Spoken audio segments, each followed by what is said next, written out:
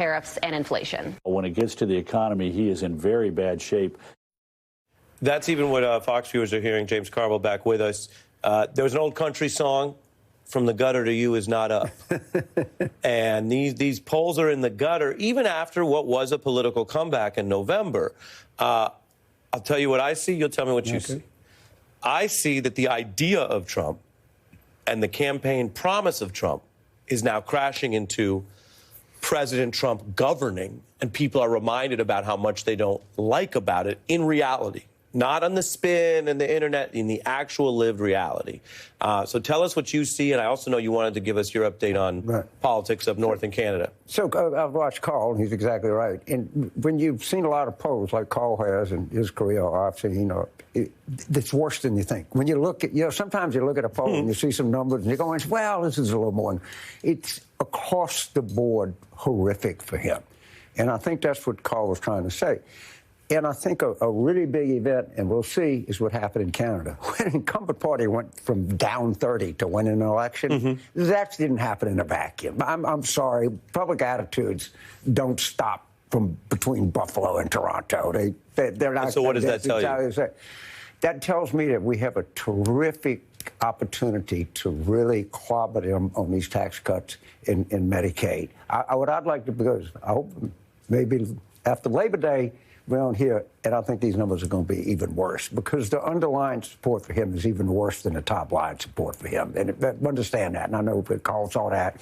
I've talked to a lot of people. What does that mean? Well, you say you don't like oligarch. For those who don't study crosstabs, what are you saying about that?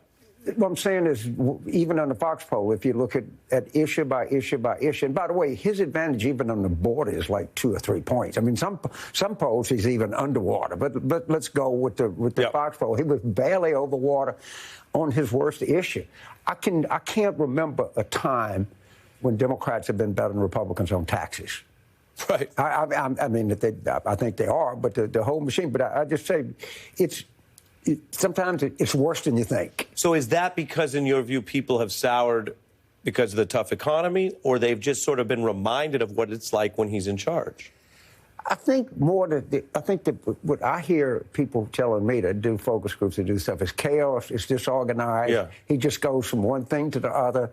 He's spurred a moment. He just comes up with something and he says something and it causes all kind of angst, and the whole world economy goes into a tailspin. And true, these businesses, they don't know what to do. We don't know about the trading system. The Port of Los Angeles is closed. There's hardly any imports coming there. So I think people just don't see, they don't see a strategy behind it.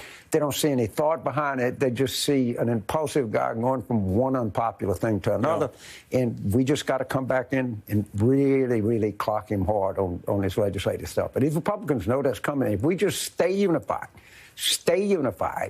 and keep hitting them on that, we're going to drag that. This 39 is going to turn into 34. Right. That's really striking, especially because this is a long ways from where people were saying Trump was right after the election and right on Inauguration Day, and the market's buzzing then. It's amazing how fast it changes. Yeah, James Carville. Rope-a-dope worked. There you go. He flushed himself out. So you say. Well, we'll check in with you repeatedly. James Carville back here. 100